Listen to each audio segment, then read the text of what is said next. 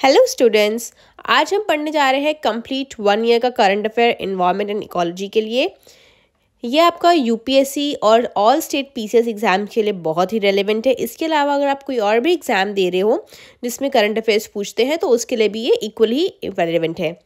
तो सबसे पहले without any delay let's start. International convention से हम स्टार्ट करते हैं। सबसे इम्पॉर्टेंटली जो है आपकी यूएनएफसीसी की COP30 जो कि अभी बेलम में हुई है। आप मुझे कमेंट में बताएंगे बेलम कौन सी कंट्री में आता है। तो इसका जो ओरिजिन मैं सबसे पहले आपको बताऊँ, थोड़ा सा इसका बैकग्राउंड हम देखते हैं। तो इसका ये जो आपका ये जितनी भी आपकी कन्वेंशंस होती है COP30 वगैरह, तो इसका जो बेसिकली पर्पस था इसका ये है कि हमने अपनी कंट्रीज़ को डेवलप करने के लिए, एनर्जी को बनाने के लिए हमने बहुत सारे नेचुरल रिसोर्सेज का यूज़ किया, फॉसिल फ्यूल का यूज़ किया, कोल का यूज़ किया, ट्रीज़ को कट डाउन किया। तो उससे क्या हुआ, हमारा जो क्लाइमेट है वो डिग्रेड हो गया। क्लाइमेट डिग्रेड होने से क्या हुआ, हमारे जो ग्रीन हाउसेज एमिशंस है, गैसेस है वो बहुत निकली, जिससे हमारा जो क्लाइमेट है डे बाय डे वार्म होता जा रहा है। और उससे बहुत सारे ऐसे क्लाइमेट पे इम्पैक्ट पड़ रहे हैं जो कि हमारे ह्यूमन हैबिटेट और जो बाकी एनिमल्स वगैरह है उनके लिए भी बहुत ही डेंजरस साबित होते जा रहा है डे बाय डे।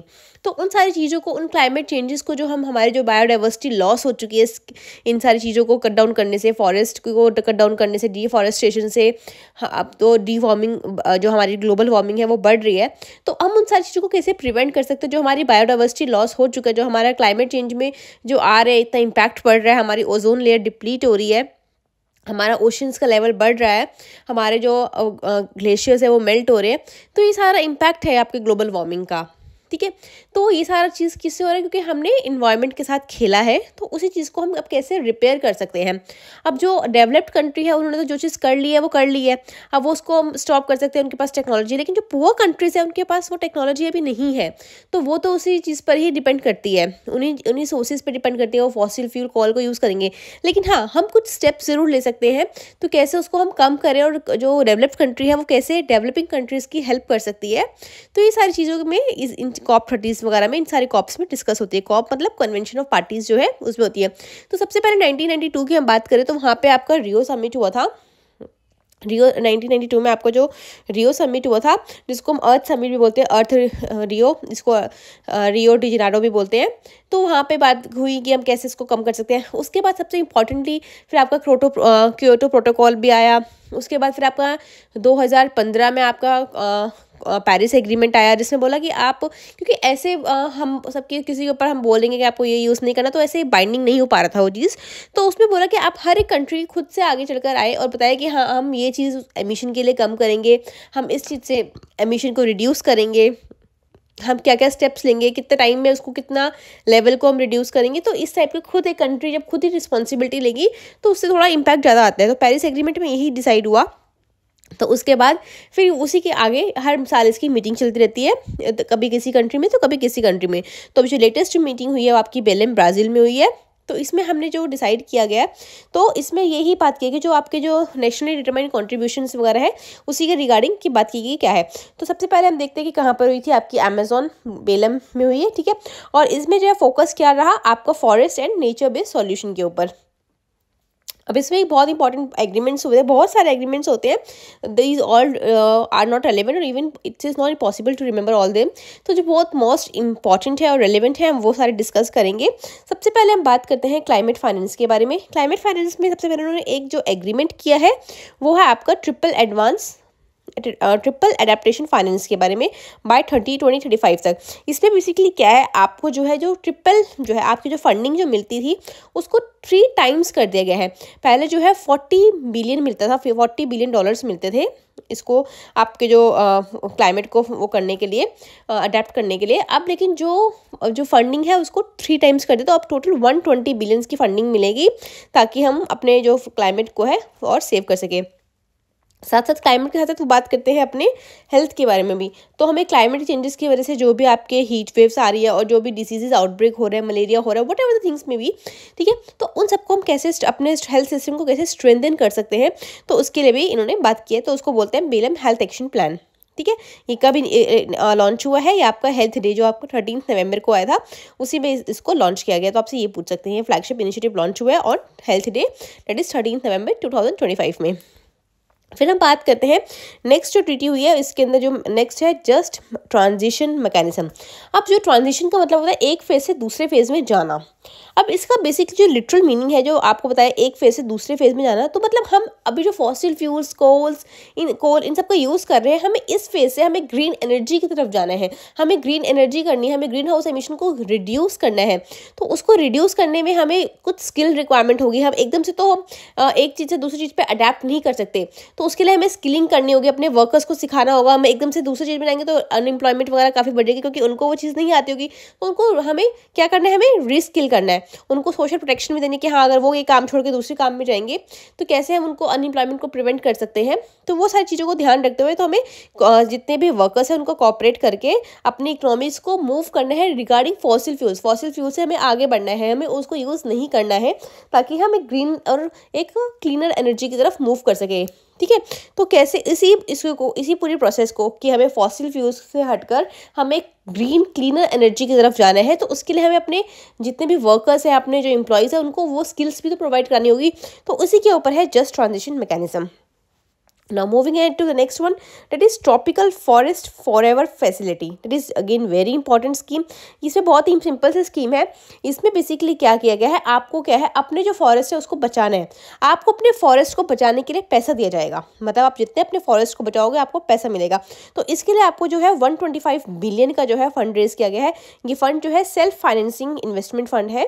ठीक है, इसमें क्या है, आपके जो ट्रॉपिकल ग्रीन फॉरेस्ट जो है, आपके ट्रॉपिकल फॉरेस्ट है, तो उसमें जो है आपको पर हेक्टेयर $4 मिलेगा, आपको जितना भी आप बताओगे। लेकिन ऐसे नहीं कि आपको प्रूफ वेरीफाई होगा, वो वेरीफाई होगा आपका सैटेलाइट की कि आपने कितने फॉरेस्ट को आपने बचाया है, कैसे उसको और अपने आप में एफॉरेस्टेशन किया है और डिफॉरेस्टेशन से बचाया है। तो उसके हिसाब से आपको ये पैसा मिला करेगा पर ईयर के हिसाब से। तो इससे क्या होगा, आपके जो है स्टैंडिंग फॉरेस्ट होंगे वो जो है आपके एक बहुत ज़्यादा इकोनॉमिकल वैल्यू क्रिएट करेगा। तो ये है। और तो अब हम बात करते हैं अगर इंडिया का स्टेटस इसमें क्या है, इंडिया का क्या स्टैंड है। इंडिया ने एज अ ऑब्जर्वर इसको ज्वाइन किया है। तो इंडिया ने इसको एज ऑब्जर्वर, तो आपसे क्वेश्चन पूछ सकते हैं कि TFF में इंडिया का क्या स्टेटस है। तो India joined as an observer. तो कितने बिलियन, आपसे एक क्वेश्चन पूछ सकते हैं, कितना आपको दे रहे हैं, $4 पर हेक्टेयर के हिसाब से मिल रहे हैं। टोटल एम कितना है, फंडिंग रेस कितनी की है, 125 बिलियन की। तो ये तीनों चीज़ें इसमें इंपॉर्टेंट है। नेक्स्ट बात करते हैं अडेप्टेशन फाइनेंस ट्रिपल टारगेट के बारे में। अब ये बेसिकली ये भी हमने जस्ट अभी पीछे पढ़ा था कि हमने ट्रिपल काम कर दिया, पहले 40 बिलियन था तो अब इसको 120 बिलियन कर दिया है। नेक्स्ट हम बात करते हैं ग्लोबल इम्प्लीमेंटेशन एक्सेलरेटर के बारे में। अगेन इट्स वेरी इंपॉर्टेंट, बहुत ही ट्रिकी है, बहुत ही सिंपल है। बेसिकली हमें सबको पता है कि हमें जो अपना जो ग्लोबल वार्मिंग है, हमें ग्लोबली कितना कम करना है, अपना टेम्परेचर 1.5 तक हमें इसको रिड्यूस, मतलब 1.5 डिग्री जो है हमें रिड्यूस करना है। ठीक है, तो हमें जो उसके बीच में जो ये स्पीड अप करना है हमें, लेकिन हम कर ही नहीं पा रहे हैं। तो उस चीज़ों को हमने स्पीड अप करना है। जो हमने अपने जो नेशनली NDCs थे हमारे, हमने कहा कि हम अपना जो लेवल है सपोज 2030 तक इसको हम रिड्यूस कर देंगे 1.5 तक। तो हम जो चीज़ें हैं उसको बहुत स्लो पेस पे जा रही हैं, तो हमें उन्हें स्पीड अप करना है। तो एक्सेलरेटर मतलब हमें एक्सेलरेटर पंच करना है, गाड़ी का पंप करना, ताकि हम उसको रेस को दबाना है, ताकि जो हमने जो अपने नेशनली डिटरमाइंड कॉन्ट्रीब्यूशंस थे उनको हम स्पीड अप कर सकें। तो हमें क्या करना है इसमें basically to close the gap between NDCs and 1.5 goal. जो हमने जो नेशनली डिटरमाइंड जो हमने कॉन्ट्रीब्यूशंस दिए थे कि हाँ हम इतने सालों में इतना एमिशन कम कर देंगे, ताकि हम 1.5 डिग्री का जो टेम्परेचर रिड्यूस करना है उसको हम और जल्दी कर सके। ठीक है, तो यही इसमें बताया गया है। तो अब नेक्स्ट बात करते हैं आपका UNEP की एमिशन गैप रिपोर्ट के बारे में। ये जो है एनुअली आती है और इस गैस में भी यही बोला गया है बेसिकली कि आपको जो है आपको डिफरेंस मेजर करना है कि जो आपने प्रोजेक्टेड, आपने जितनी ग्रीन हाउस गैसेज एमिशन किया और उनका लेवल कितना आपको पेरिस एग्रीमेंट के अकॉर्डिंगली कम करने की ज़रूरत है, अपने गोल्स को मीट करने के लिए कितना उसकी ज़रूरत है।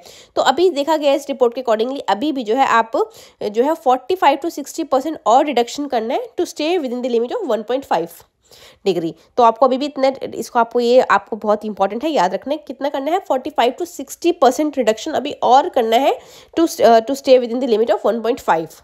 ठीक है, तो ये आपका रिम है। अब हम बात करते हैं ग्लोबल प्लास्टिक ट्रीटी के बारे में। Again very important. इस पर्टिकुलर जो ट्रीटी है इसको आपने नेगोशिएटिंग किसने किया है, ये आपका है यूनाइटेड नेशन एनवायरनमेंट असेंबली में। इसका एम क्या है कि पॉल्यूशन को एंड करना है एंड करना है 2025 तक, प्लास्टिक पॉल्यूशन को। ठीक है, इसकी नेगोशिएटिंग बॉडी कौन है, इंटरनेशनल नेगोशिएटिंग कमेटी, लेकिन अभी भी यू नो कि plastic pollution still is there, तो ऐसा कुछ अभी हुआ नहीं, तो दिस इज इन प्रोसेस, अभी भी प्रोसेस में कर रहे हैं कि इसको कैसे हम लीगली बाइंड करें इस इंस्ट्रूमेंट को। नेक्स्ट हम बात करते हैं इंटरनेशनल बिग कैट अलायंस के बारे में। ये हमें पता है कि जो आपकी जो बिग कैट्स हैं इसकी 7 स्पीशीज़ होती हैं, out of the 7 5 are in India, और जो 5 लास्ट की जो 2 5th और 6th है, मतलब पूमा और jaguar, that is not belongs to India. तो अभी अगर मैं बात करूँ चीता को, तो हमने चीता को चीता को रिहैबिटेट किया था, इंडिया में लेकर आए थे नाम्बिया से, आपका 2022 में हम इसको लेकर आए थे। पहले 8 चीता लेकर आए थे, उसके बाद हम फिर हमने 12 चीता फिर लेकर आए, फिर नाउ वी हैव 31, तो टोटल 20 हुए थे। 21 हमारे पास कब्स हैं, तो हमारे पास ऑलमोस्ट 31 के आसपास या 41 के आसपास जो हमारे पास अब टाइगर की जो है स्पीशीज़ आ गई हैं। तो उसमें काफ़ी सारे कब्स भी हमारे पास इंट्रोड्यूस हुए हैं, तो काफ़ी सारे उनके बच्चे हुए, तो हमारे पास काफ़ी अभी हो गया। तो ये कहाँ पर हमने, एक और आपको याद रखना पड़ेगा कहाँ पे हमने इनको ऑर्गेनाइज़ किया था, हमने रिहैबिटेट किया है। हमें नामिया से लेकर आए, साउथ अफ्रीका से, अफ्रीका से लेकर आए नामिया से हम, तो हमने इसको कूनो नेशनल पार्क जो कि आपका मध्य प्रदेश में, वहाँ पर इसको एलोकेट किया था, वापस रिलोकेट किया था। तो अब अगर हम बात करें इंटरनेशनल बिग कैट अलायंस की न्यूज़ में क्यों है, क्योंकि अभी इसको पूरे 50 साल हुए हैं प्रोजेक्ट टाइगर को, इंडिया के प्रोजेक्ट टाइगर जो इंडिया का था उसको 50 साल हो गए हैं, तो उसी को कॉम्पेंसेट करने के लिए ये करा गया था, इंडिया ने लॉन्च किया है। ठीक है, अब ये बात करते हैं ये बेसिकली है क्या। ये treaty based international government organisation है, जो कि एक मल्टीलेटरल इनिशिएटिव के ऊपर लॉन्च किया गया है to promote conservation of world 7 big cat, major big cat को। ठीक है, नाउ नेक्स्ट बात करते हैं नेक्स्ट बात करते हैं national biodiversity strategy and action plan के ऊपर। ये बेसिकली क्या है, आपका जो कन्वेंशन ऑफ बायोडाइवर्सिटी है, COP15 जो था, वो आपके मॉन्ट्रियल प्रोटोकॉल जो हुए थे आपके कनाडा में, उसी के रिगार्डिंग है ये। अब इसमें बेसिकली हमारा जो इसमें बेसिकली करना क्या था कि हमें अभी जो है, जो हमें बायोडाइवर्सिटी लॉस हो गया उसको अभी के अभी यहाँ पे रोकना है और उसको रिवर्स करना है बाय 2030 तक। ये हमारा जो है इसमें एक्शन प्लान है, ये इसका गोल है कि जो भी हमारा ऑलरेडी बायोडाइवर्सिटी लॉस हो चुका है कोई बात नहीं, लेकिन हम उसको अभी रोकना है और उसको रिवर्स करना है बाय 2030। तो इसी के लिए उन्होंने 4 गोल्स डिसाइड किए हैं, 2050 तक उसको कंप्लीट करना है, और 23 एक्शन प्लान है जो 2030 तक हमने कंप्लीट करना है। साथ ही साथ इन्होंने क्या है कि हमें इंश्योर करनी है एक ऐसी चीज़ कि 30% लैंड और सी एरियाज़ को हम इफेक्टिवली कंजर्व और मैनेज कर सके बाय 2030 तक। इसकी फंडिंग कहाँ से आएंगे, आपको ये भी याद रखना है, ग्लोबल बायोडाइवर्सिटी फंड से, जो कि आपको ग्लोबल इन्वायरमेंट फैसिलिटी से आएगा, तो उसको सपोर्ट करेगा, ये इसमें बताया गया है। नेक्स्ट हम बात करते हैं क्लाइमेट रिस्क इंडेक्स जो 2026 का है, ये अगेन वेरी इंपॉर्टेंट है। इसमें क्या है कि आपको कितना एक्सट्रीम वेदर की वजह से हमें क्या क्या इम्पैक्ट्स देखने के पड़ रहे हैं, तो उसके एनालाइज कैसे, कितने एक्सट्रीम इवेंट्स हुए हैं, उसका ग्लोबली क्या इम्पैक्ट पड़ा है, इंडिया पे क्या इम्पैक्ट पड़ा है, हमें देखना है। ये रिपोर्ट कौन लॉन्च करती है, सबसे आपको ये पता होना चाहिए, जर्मन वॉच जो है इसको लॉन्च करती है, एनुअली ये रिपोर्ट आती है। अभी जो है कहाँ पे इसका जो 26 जो भी इसकी जो रिपोर्ट आई है लेटेस्ट जो है, जो 2026 का एडिशन है, वो कहाँ पे हुआ, COP30 बेलेम में इसको रिलीज़ किया गया। ये एक रेट्रोस्पेक्टिव इंडेक्स है, ठीक है, और ये रिलीज़ करता है किस चीज़, क्या रिलीज़ करता है, economic and human cost of climate related disasters. तो अब इसका जो है पूरा का उन्होंने जो इसने ग्लोबल इम्पैक्ट बताया है 1995 से लेके 2024 तक इसने रिपोर्ट किया है, ओवर 9700 जो है आपका जो है EWEs का ग्लोबली इम्पैक्ट पड़ा है, ओवर 8 लाख डेथ हुई है, और मोर देन 4.5 ट्रिलियन की जो इकोनॉमी लॉस हुआ है। अगर मैं वही बात करूँ इंडिया की, तो इंडिया का जो इम्पैक्ट हुआ है, इंडिया जो है 9th नंबर पर आती है, जिसको एक्सट्रीम वेदर इवेंट्स की वजह से जो नुकसान हुआ है, और इंडिया में ऐसे 430 एक्सट्रीम वेदर इवेंट्स आए हैं जिसने 80,000 फर्टिलिटीज़ हुई है और आपका 170 बिलियन का लॉस हुआ है। तो ये तो हमने बात की है कि इंडिया जो है 9th नंबर पर है। तो बाकी की जो कंट्रीज़ है जो टॉप में आती है, तो वो कौन है, जो टॉप में आती है वो आपकी जो 3 टॉप कंट्रीज़ है वो है आपकी डोमिनिशिया, म्यांमार एंड होंडुरास, ये आपकी 3 कंट्रीज आती है। तो आप मुझे कमेंट में ये बताएंगे ये तीनों कंट्री कौन कौन से कॉन्टिनेंट से बिलोंग करती है, ठीक है। नेक्स्ट बात करते हैं very important green hydrogen mission. Green hydrogen mission ये इंडियन स्कीम्स और नेशनल मिशन में आते हैं। इसमें हमारा जो मिशन है कि हमें इंडिया को एक ग्लोबल हब बनाना है, कि ताकि ग्लोबल हब बनाना है for the production and utilisation of green hydrogen and its derivative. तो हमारा जो टारगेट है, हमारा जो हमने लेआउट दिया है 19,744 करोड़ का लेआउट है। अब हमें क्या क्या है, एटलीस्ट 5 मिलियन मीट्रिक टन जो है ग्रीन हाइड्रोजन प्रोड्यूस करनी है एवरी ईयर, और अप्रॉक्सीमेटली 125 गीगावाट जो है रिन्यूएबल एनर्जी। नाउ नेक्स्ट बात करते हैं मिस्ट्री प्रोग्रेस। मिस्ट्री बेसिकली आपका जो है आपका मैंग्रोव से बात करते हैं। मैंग्रोव के रिगार्डिंग जो आपकी एक स्कीम है, इसमें हमें कैसे हम अपने मैंग्रोव्स जो है उनको हम, जैसे मैंग्रोव्स बेसिकली क्या होते हैं, मैंग्रोव्स अगर मैं सुंदरबन की बात करूँ तो आपके ऐसे लैंड्स जो आधे एटलीस्ट पानी में डूबे रहते हैं, वहाँ पे बहुत घने जंगल होते हैं और वहाँ पे पानी में डूबे रहते हैं ऑलमोस्ट, तो उनको मैंग्रोव्स बोलते हैं। जो आपको सुंदरबन वाला एरिया आप देखोगे तो आप गूगल पे सर्च करना मैंग्रोव के, आपको बहुत सारी फोटोग्राफ्स दिखेंगी मैंग्रोव्स की। तो हमें कैसे मैंग्रोव्स को कंजर्व करना है उसी के रिगार्डिंग बात करना है। मैंग्रोव्स एक अपने आप में बहुत बड़ा इकोसिस्टम है जो बहुत सारी बायोडाइवर्सिटी को सपोर्ट करता है। तो बेसिकली लॉन्च किया आपको हुआ ये 5 जून को हमारा, आपको पता है वर्ल्ड इन्वायरमेंट डे होता है हमारा। तो कौन सी मिनिस्ट्री ने इसको लॉन्च किया है, आपका ministry of environment, forest and climate conservation, इसमें आपको किया है क्लाइमेट चेंज में, ठीक है। तो अब इसका जो है ये 5 ईयर के लिए है और इसका आप मुझे इसमें बताएंगे कि जो हमारे मैंग्रोव सबसे ज़्यादा कौन से स्टेट में आते हैं। तो हमारा टारगेट क्या है कि एक्सपैंड करना है mangrove cover approximately 540 square kilometre, जो कि हमारी of the coastline, and covering 9 coastal states and 4 UTs, ठीक है। और आपको मिस्ट्रीज जो स्कीम है ये प्रोग्रेस, इसकी आपको फुल फॉर्म पता होना चाहिए। मिस्ट्री का है mangrove initiative for shoreline habitat, ठीक है, ये इसकी फुल फॉर्म है मिस्ट्री की। तो आप मिस्ट्री स्कीम के नाम से भी आपको एक क्वेश्चन आ सकता है। अब नेक्स्ट हम बात करेंगे सूर्य घर मुफ्त बिजली योजना। मतलब इसमें बेसिकली आपको क्या करना है, अपनी घरों पे सोलर जो है रूफ लगानी है, सोलर पैनल्स लगाने हैं, जिससे आपको जो है मुफ्त में बिजली मिलेगी। बेसिकली इसका वो है। इसको जो लॉन्च किया है आपका ministry of new and renewable energy ने इसको लॉन्च किया है और इसका जो फाइनेंशियल लेआउट है वो है 75,021 करोड़ का, ठीक है। और इसका एम क्या है कि 300 units free electricity per month to 1 crore house and by installing rooftop solar system. तो ये आपको इसका प्राइमरी इनिशिएटिव याद रखना है। और इसका जो मेन जो गोल है कि हमें इलेक्ट्रिसिटी बर्डन जो है वो रिड्यूस करना है और कंट्रीब्यूट करना है 30 gigawatt to India solar energy capacity through residential rooftop system. आपने अपने घरों की छतों पे लगाओ और जो अपना जो इलेक्ट्रिसिटी बर्डन है वो कम करना है। तो यही इसका मेन मोटिव है। नाउ नेक्स्ट हम बात करते हैं टाइगर, जो आपका प्रोजेक्ट टाइगर और प्रोजेक्ट एलिफेंट है, उन दोनों को मर्ज कर दिया गया है बेसिकली, ठीक है, इनका मर्जर किया गया है।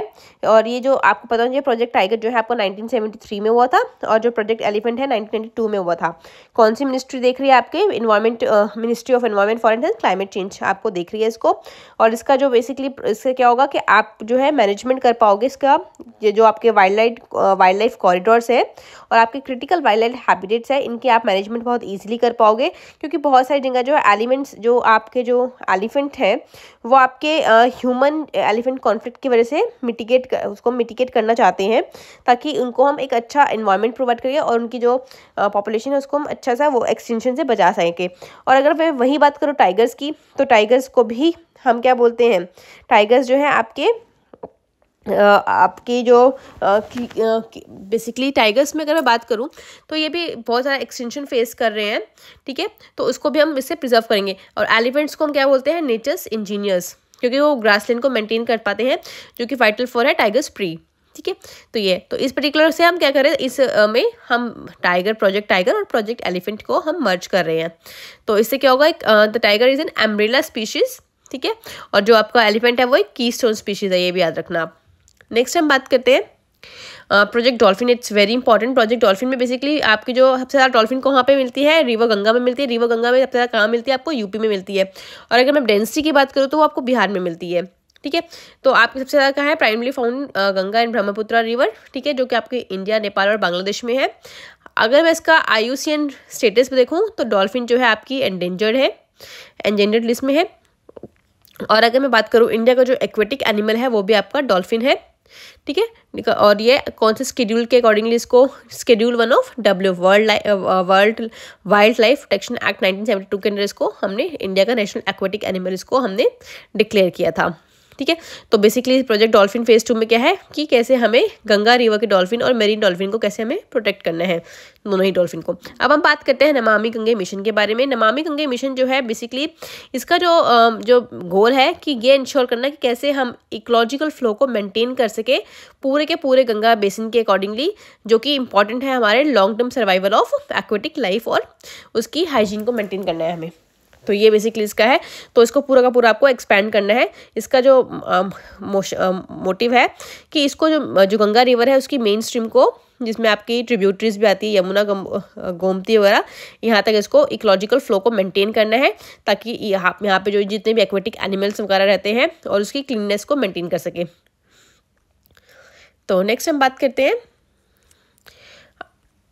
अटल भूजल योजना फेज 2। अटल भूजल, भूजल मतलब ग्राउंड वाटर। तो बेसिकली इसमें हमें भूजल योजना में बेसिकली हमें ग्राउंड वाटर को कैसे हमें मैनेज करना है, कैसे उसको कंजर्व करना है, कैसे उसको डेप्रिशिएशन से, मतलब डिप्लीशन से, basically sorry not depreciation, depletion से बचाना कैसे है। क्योंकि हमारा जो जितना हम ग्राउंड वाटर को हम करेंगे, यूज़ करते रहेंगे, तो ग्राउंड वाटर हमारा नीचे बहुत लेवल पहुँचता जाएगा और उसकी स्कैरिसिटी होती जाएगी। तो हमें उसको कैसे बचाना है, तो यही इसके रिगार्डिंग स्कीम है। तो बेसिकली न्यू एरिया कवर किए हैं और कम्युनिटी मैनेजमेंट, कम्युनिटीज़ को ही बोला कि आपको कैसे इसको मैनेज करना है, तो इससे हम इम्प्रूव कर सके अपना ग्राउंड वाटर का जो स्ट्रेस हो रहा है, जो लेवल जो है बहुत नीचे पहुंचता जा रहा है उसका। तो उसी के लिए हमने क्या करना है, कम्युनिटीज़ को ही इसको बोला है, community lead management and demand side interventions promote करना है। वाटर एफिशिएंट क्रॉपिंग, हमें वो क्रॉप्स यूज़ करने जिसमें पानी कम लगता है। हमने माइक्रो इरीगेशन, ये फैसिलिटी यूज़ करनी है, माइक्रो इरीगेशन। तो ठीक है, ये इसमें आपका है। नेक्स्ट हम बात करते हैं national clean air program status के बारे में। इसमें हमें याद रखना है कि हमने जो है अचीव कर लिया है achievement of 20% particulate matter reduction in 55 cities and 40% reduction in 23 cities. और इसको कौन रिव्यू कर रहा है, कौन सी मिनिस्ट्री रिव्यू कर रही है, आपसे ये पूछ सकते हैं कि ये कौन सी मिनिस्ट्री के अंदर आता है। तो ये again ministry of environment, forest and climate change के अंदर आता है। नेक्स्ट हम बात करते हैं अरावली ग्रीन वॉल प्रोजेक्ट के बारे में। अगेन वेरी इंपॉर्टेंट है। अरावली, आपको पता है कि हमारे जो अरावली फॉरेस्ट है उसी के रिगार्डिंग हम उसी पे एक ग्रीन वॉल प्रोजेक्ट बना रहे हैं। ठीक है, ये लॉन्च कब हुआ था, मार्च 2023 में हुआ था इन गुरुग्राम में, जो कि हरियाणा में है, और इंटरनेशनल फॉरेस्ट डे पर ये हुआ था। तो हमारा विजन क्या है इसमें, हमारा जो विजन है बेसिकली कि हमें क्या करना है, 1400 kilometre long and 5 metre wide green buffer western boundary बनानी है अरावली रेंज में। वो कहाँ से कहाँ तक स्ट्रेच करेगी, आपकी गुजरात से लेकर राजस्थान और border up to Delhi Haryana तक इसको बॉर्डर करना है। और इससे क्या होगा, इसका क्या है, ये बेसिकली अफ्रीका की ग्रेट ग्रीन वॉल से इनिशिएटिव हमने लिया था, उसी के अकॉर्डिंगली इससे हमें क्या करना है, हमें जो डेजर्टिफिकेशन हो रहा है, जो हमारे जो रेगिस्तान है उसकी जो धूल उड़ के आ रही है, तो उससे क्या हो रहा है, हम डेजर्टिफिकेशन को रोक सकते हैं, जो रेगिस्तान बनने से रोक सकते हैं, जो हमारी जो ज़मीन है उसको बंजर होने से रोक सकते हैं। ठीक है, तो उसी इस पर हमने गए। तो इसको कौन लॉन्च कर रहा है, अगेन आपका ministry of environment, forest and climate change कर रही है। टारगेट स्टेट्स कौन से आपकी, हरियाणा, राजस्थान, गुजरात, दिल्ली। ठीक है, नेक्स्ट बहुत ही इंपॉर्टेंट स्कीम्स है ये सारी जितनी भी हम पढ़ रहे हैं, और बहुत ही माइक्रो लेवल पे हम पढ़ रहे हैं। सारी चीज़ें मैं जिसमें इंपॉर्टेंट पॉइंट सारे कवर कर रही हूँ, तो आप इसको ध्यान से देखना। और मैं इसी के ऊपर एक आपका पूरा 500 जो आज मैं पढ़ा रही हूँ, इसी के ऊपर मैं पूरा एक 500 क्वेश्चंस का एक MCQ वाला वीडियो भी लेकर आऊँगी, जिसमें आपकी स्कीम्स आप बिल्कुल इंश्योर कर पाओगे कि आपको बिल्कुल बाय हार्ट याद हो गई है। नेक्स्ट हम बात करते हैं नेक्स्ट स्कीम के बारे में, एक पेड़ माँ के नाम कैंपेनिंग। ये बहुत अच्छी कैंपेनिंग है। ये अगेन आपकी जैसे ऐसी कैंपेनिंग्स है आपके वर्ल्ड इन्वायरमेंट डे, जो कि आपके 5 जून को आता है, वहाँ पे लॉन्च किया। जितने भी इन्वायरमेंट वाले जो प्रोग्राम्स है ना, आपकी मिनिस्ट्री मेनली कौन सी मिनिस्ट्री लॉन्च करती है, आपकी हर जगह मिनिस्ट्री ऑफ EFCC ही आएगी, ministry of environment, forest and climate change ही आएगी। कोलैबोरेशन किससे कर रही है, स्टेट गवर्नमेंट और UT से। ठीक है, अब इसमें क्या करना है हमें, The campaigning draw parallel between nurturing power of human mothers and life sustaining role of Mother Earth। कि हमें कैसे हमें एक एक पेड़ लगाना है, एक पेड़ इनकरेज कर रहे हैं कि हर एक नागरिक को जो है एटलीस्ट एक पेड़ लगाना है अपनी in honour of their motherland. ठीक है, उसके नाम पर। ठीक है, तो हमारा जो टारगेट है 102 करोड़ ट्री को प्लांट करने का है बाय अक्टूबर 2025 तक। नेक्स्ट, अब हम एयर वाटर पॉल्यूशन के बारे में बात करते हैं। सबसे पहले आपका CAQM बेसिकली इसकी फुल फॉर्म जो है आपकी ये है commission for air quality management. ये एक स्टैट्यूटरी बॉडी है जो कि टैकल करती है एयर पॉल्यूशन को। ठीक है, अब हमारा जो इसका जो प्रोएक्टिव मेजर है कि हमें 7.4% जो है रिडक्शन करना है एवरेज AQI को दिल्ली NCR में। ठीक है, अब इसका मैंडेट क्या है, हमने इसमें क्या इन्होंने क्या किया, हमने बैन कर दिया BH3 और बिलो के जो उससे नीचे वाले जो इंजन्स हैं कमर्शियल व्हीकल्स जो हैं, चाहे वो मीडियम हो या हैवी हो या लाइट हो, तो वो आप अगर उसको BS3 लेवल नहीं है, उससे बिलो है, तो उसको एंटर नहीं करने देंगे। और साथ ही साथ ग्रास भी लगा दिया है, कंस्ट्रक्शन पे भी रोक लगा दिया है, क्योंकि दिल्ली NCR का जो पॉल्यूशन लेवल है, आप अगर इधर से बिलोंग करते हो तो आपको पता है कि बहुत वर्स्ट हो चुका है। AQI 1000 के पार भी जा चुका है बहुत सारे एरियाज़ में। तो उसी को हम कैसे टैकल करना है, उसी के रिगार्डिंग ये पूरा का पूरा आपका बनाया गया है। नेक्स्ट हम बात करते हैं, इसी के ऊपर है नेशनल आपका कमीशन फॉर क्वालिटी के ऊपर ही है। तो इसमें बेसिकली क्या है, हमें डंप साइड जो जितनी भी आपकी जो डंप साइट्स है वहाँ पे हम कैसे उसको जो वेस्ट वाटर है उसको कैसे हम वेस्ट कन्वेयर को हम कैसे यूज़ कर सकते हैं। Basically 23 lakh ton dump site जो है वेस्ट बायोमाइंड है, उसको हमें कैसे एग्जीक्यूट करना है, कैसे हमें उसको उससे एयर पॉल्यूशन को रिड्यूस करना है, डंप साइट्स को रोक रहे हैं। तो उससे जो हमारी जो मेजर डंप साइट्स हैं वो कहाँ पे, दिल्ली में गाजीपुर है, ओखला है और आपका बालसवा है। तो ये सिग्निफिकेंट आपकी डंप साइट्स है जहाँ पे आपका वेस्ट जो है कन्वर्जन हो रहा है। तो इससे हमें क्या करना है कि हमें एयर पॉल्यूशन को रोकना है। तो इसमें एक प्रोसेस यूज़ कर रहे हैं बायोमाइनिंग। जो बायोमाइनिंग है उससे क्या होगा, स्टेबलाइज होगा और सेग्रीगेट होगा आपका वेस्ट यूजिंग बायोलॉजिकल मेथड्स। उससे हम उसको अलग अलग करेंगे, स्क्रीनिंग करेंगे और फिर इसको हम वेस्ट को रिड्यूस करेंगे, जिससे हम एयर पॉल्यूशन को हेल्प करेंगे रिड्यूस करने में। तो इससे क्या होगा, हमारा टारगेट क्या होगा, इस लिंक टू CAQM, जिससे हम एलिमिनेट कर सकते हैं अपनी डंप साइट्स को और रिक्लेम कर सकते हैं अपना लैंड को। अब हम बात करें स्टबल बर्निंग। स्टबल मतलब पराली, जो हर साल दिल्ली में पॉल्यूशन होता है, जिसको पॉल्यूशन की एकमात्र वजह, जिसको मेजर जो सोर्स बताते हैं वो पराली भी बोलते हैं, लेकिन इतनी पराली इस बार जली नहीं है। तो जो सिग्निफिकेंट रिडक्शन आया जो आपकी स्टबल बर्निंग है वो है 35.2% जो है वो रिडक्शन हुआ आपका स्टबल बर्निंग में, जो कि मोस्टली बोलते हैं कि पंजाब और हरियाणा से पॉल्यूशन दिल्ली में आ रहा है। नेक्स्ट मैं बात करूँ फ्लू गैस डीसल्फराइजेशन। इसको जो एग्जांपल बोलूँ कि आप पहले पॉलिसी बनाते हो और उस पॉलिसी को वापस फिर बैक वापस ले लेते हो। मतलब पहले एक पॉलिसी बनाई गई थी कि आपको जितने भी जो आपके जो थर्मल प्लांट्स हैं, जो थर्मल प्लांट्स में आपको जो है फ्लू गैस डीसल्फराइजेशन की आपको टेक्निक यूज़ करनी है, ठीक है। और उस टेक्निक को करने से क्या होगा, आपकी जितनी भी ग्रीन हाउस गैसेज रहती है, एमिशंस होते हैं, सल्फर डाइऑक्साइड का एमिशन होगा वो उससे रिड्यूस होगा। और जब सल्फर डाइऑक्साइड का एमिशन रिड्यूस होगा तो उससे क्या होगा, आपकी जो एसिड रेन है वो बनना बंद हो जाएगी और उसी से जो आपको सेकेंडरी पार्टिकुलेट मैटर्स हैं वो भी कंपोज होना बंद हो जाएंगे। लेकिन बहुत से लोगों ने इस पॉलिसीज़ को अभी तक यूज़ नहीं किया था। 2005 में इसको लेकर आए थे कि मैंडेट के साथ जितने भी थर्मल पावर प्लांट्स हैं वहाँ पे इंस्टॉल करना है आपको फ्लू गैस डीसल्फराइजेशन। लेकिन इसमें कोई बहुत ज़्यादा जो इंडिया में जो चीज़ें होती हैं उसको इम्प्लीमेंट करना थोड़ा सा टफ हो जाता है, because of a large scale होता है। तो इसीलिए काफ़ी बहुत ही स्लो इसका प्रोग्रेस हुआ था। तो लेकिन अब क्या हुआ, 2025 में क्या हुआ, एक पॉलिसी शिफ्ट हुआ।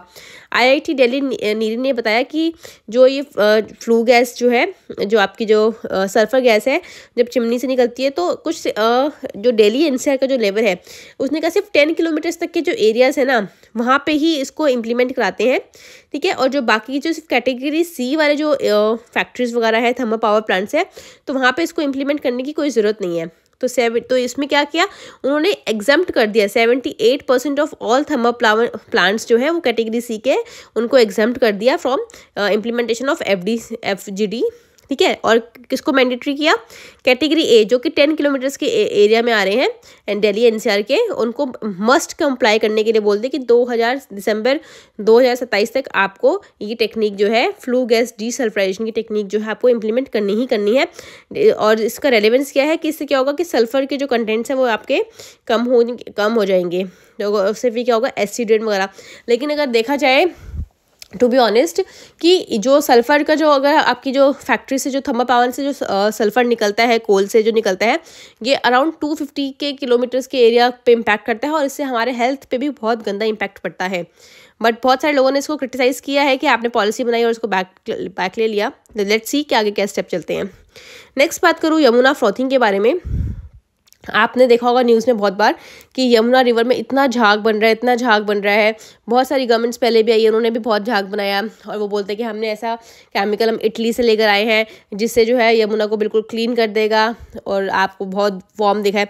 तो बहुत बार कभी कोई पॉलिटिशियन बोलता है कि ये हार्मफुल है, कभी कोई बोलता है नहीं हमने जो स्प्रे कराया वो नहीं है। तो let's not go into the politics. तो हमें हमारे जो काम की चीज़ है हमें याद रखना है कि जो कौन सा आपने जो फ्रॉथिंग के लिए जो केमिकल यूज़ कर रहे हैं उसका नाम क्या है और उसके क्या मेजर साइड इफेक्ट हो सकते हैं हमारे इकोलॉजी पे, हमें सिर्फ ये पढ़ना है।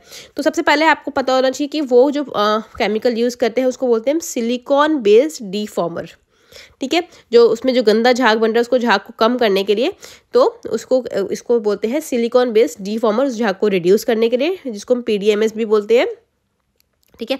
और उस PDMS का फुल फॉर्म क्या है, पॉली डाई मिथाइल सिलॉक्सीन, ठीक है। ये आपको नाम याद रखना है।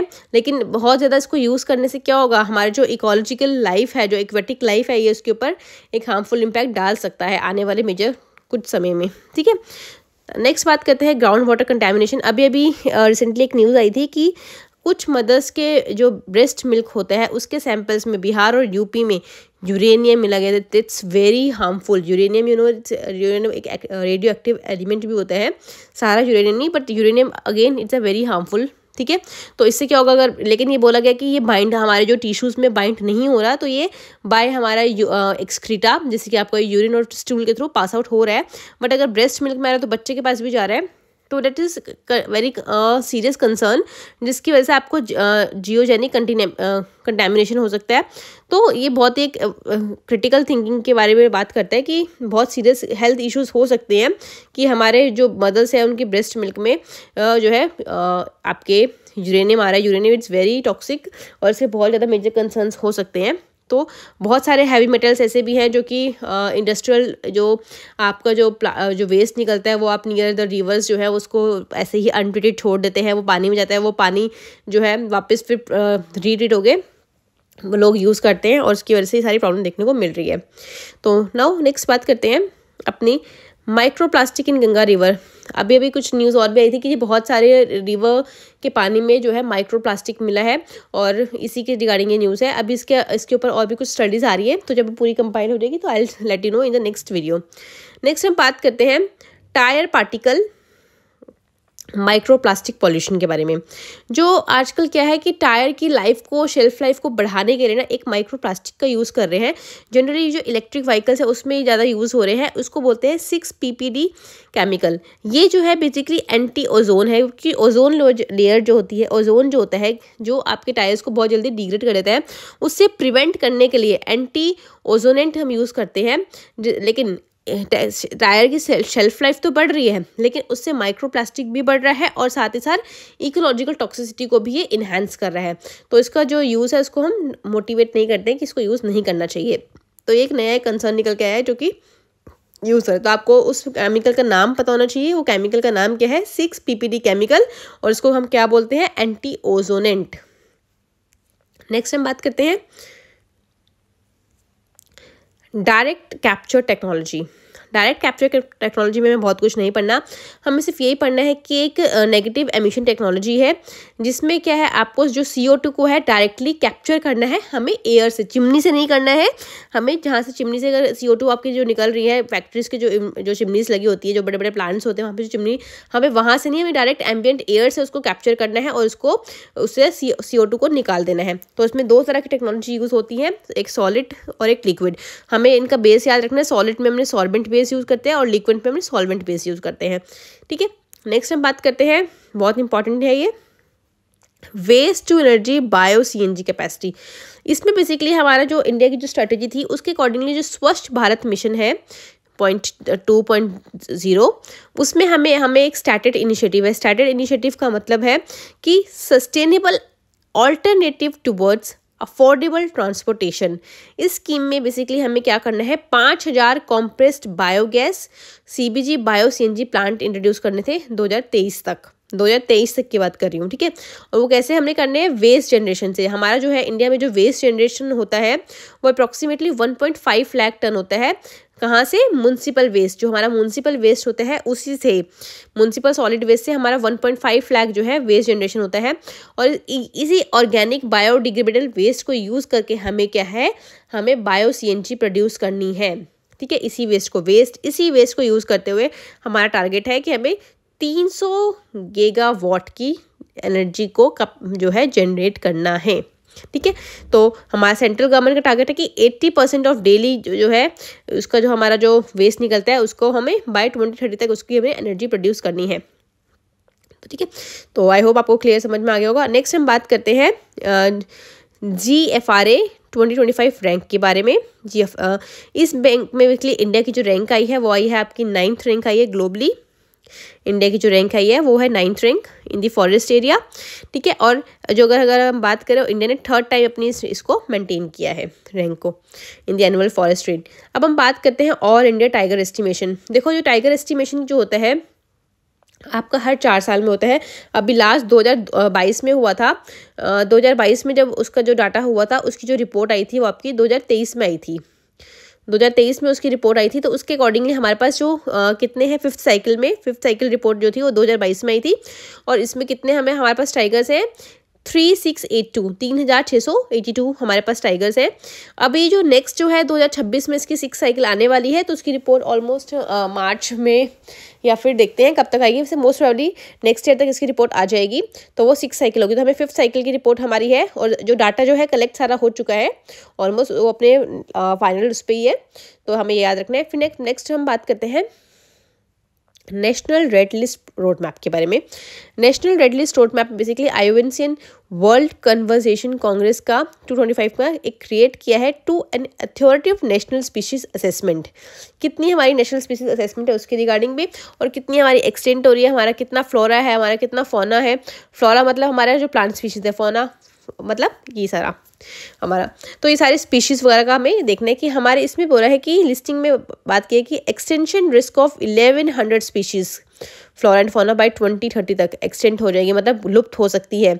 इसकी नोडल एजेंसीज कौन सी है आपकी? Geological survey of India and botanical survey of India, ये आपकी इसकी बॉडी है। तो इसमें जो हमने जो पूरा का पूरा इसको अलाइन किसके साथ कर रहे हैं? क्यूनिंग मॉन्ट्रियल ग्लोबल बायोडाइवर्सिटी फ्रेमवर्क से, ठीक है। नेक्स्ट बात करते हैं अफ्रीकन चीता रीइंट्रोडक्शन थे।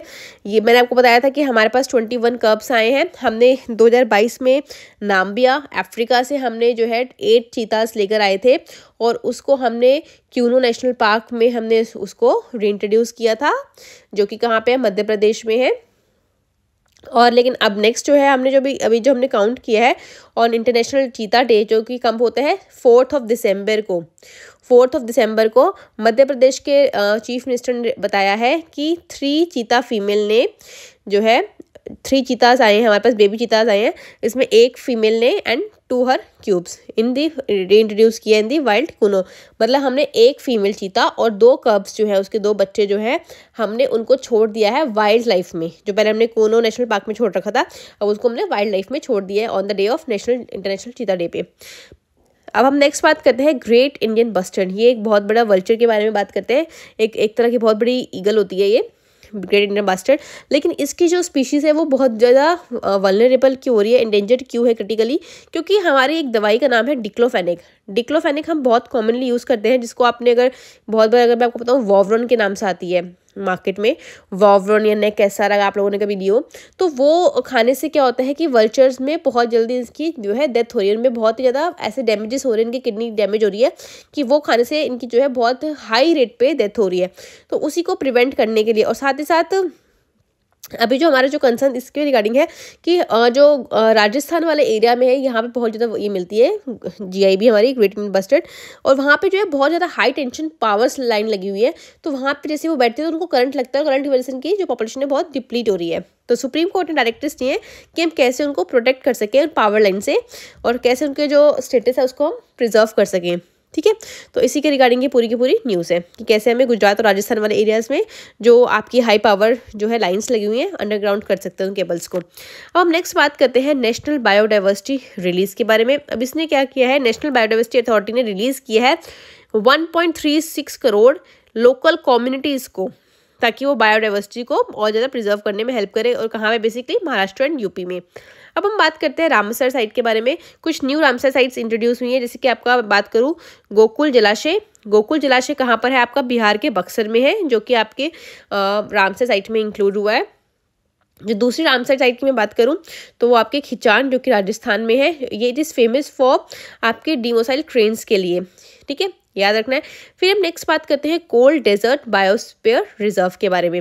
ये जो है कोल्ड डेजर्ट बायोस्फीयर रिजर्व जो है आपका हिमाचल प्रदेश में है, आपके स्पीति एंड पिन वैली में।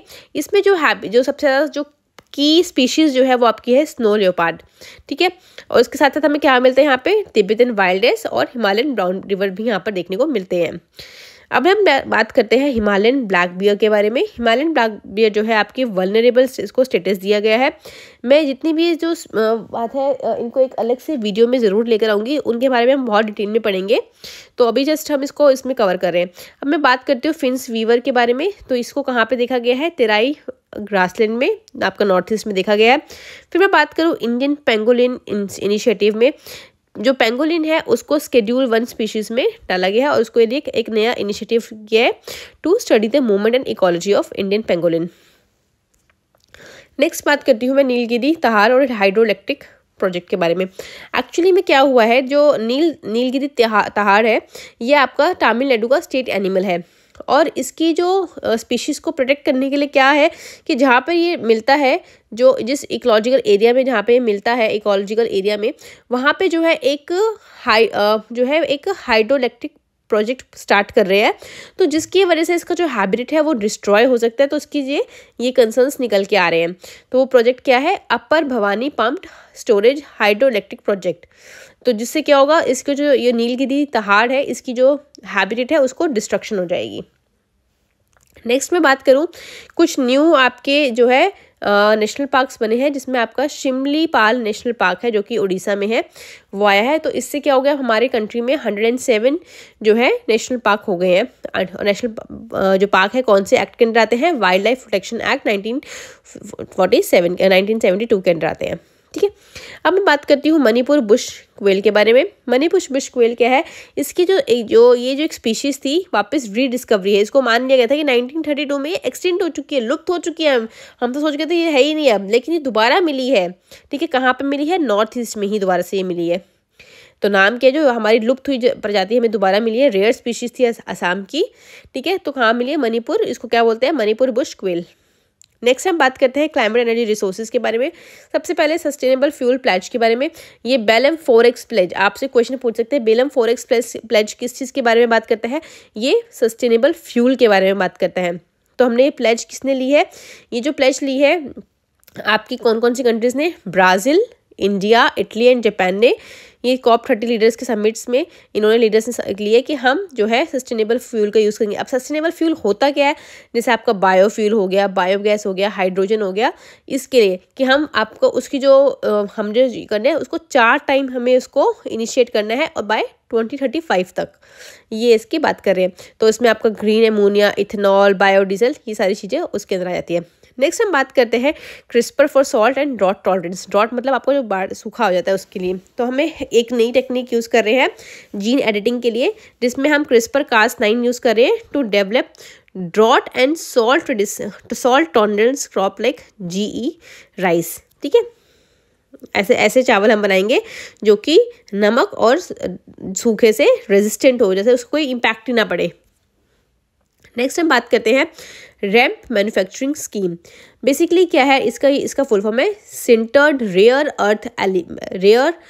अर्थ परमानेंट मैग्नेट। हमें ऐसी मैग्नेट बनानी है जो कि परमानेंट इन नेचर होगी और इससे क्या होगा, हैवी इंडस्ट्रीज में बहुत यूज़ होगा। और हमारी जो इंडिया की जो है 100% जो इसका इंपोर्ट हम जो है अभी हम इस पर डिपेंड है, तो वो इसका बिल्कुल ख़त्म हो जाएगा, ठीक है। तो हमारी जो कैपेसिटी निकल कर आएगी कितने थाउजेंड की, जो हमारी डोमेस्टिक कैपेसिटी है 60,000 मेगा टन पर एनएम की हमारी कैपेसिटी है।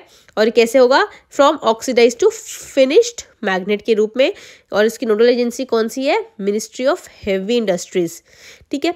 और इसका क्रिटिकली कहाँ पे यूज़ होगा, इलेक्ट्रिक व्हीकल्स में, विंड टर्बाइंस में, एरोस्पेस में और डिफेंस में इसका यूज़ होना पड़ेगा।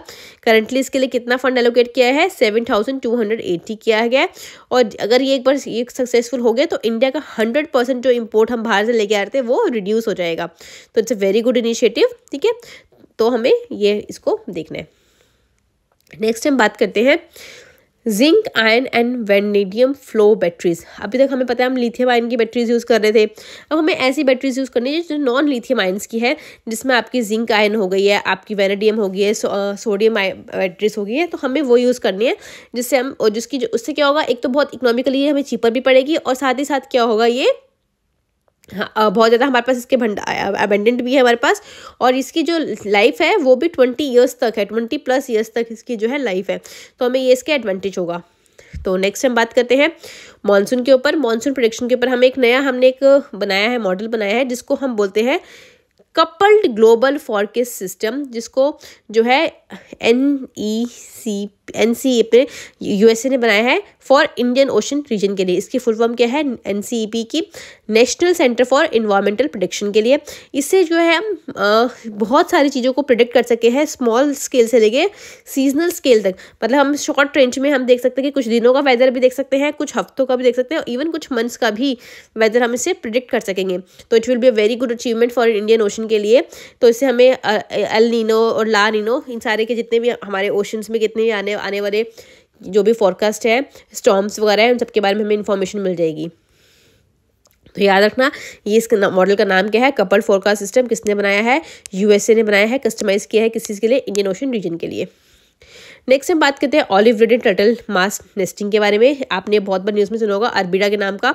अरबिडा जो है, जो आपके ऑलिव रिडेड टर्टल है, ये आपकी जो ओडिशा है, वहाँ पे जो है गरीमाथा ऋषिकला रिवर के माउथ पर इनकी जो है मास नेस्टिंग चलती है, और ये इनका जो स्टेटस है ये वल्नरेबल है। ये शेड्यूल 1 ऑफ WPA एक्ट के अंदर आते हैं।